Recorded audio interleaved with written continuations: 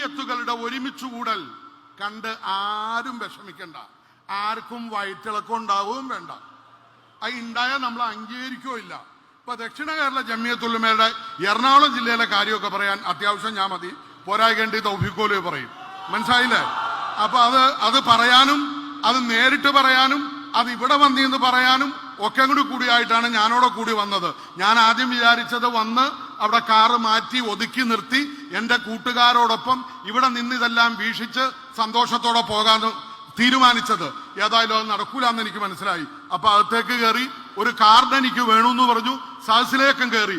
ഇൻഷാ അല്ലാഹ് ഈ ഐക്യം, ഈ ഒരുമ, ഈ ഒത്തൊരുമ, ഈ ജംഇയ്യത്തിന്റെ ഈ ഒത്തൊരുമ ഖിയാമത്ത് നാൾ വരെ അള്ളാഹു നിലനിർത്തും.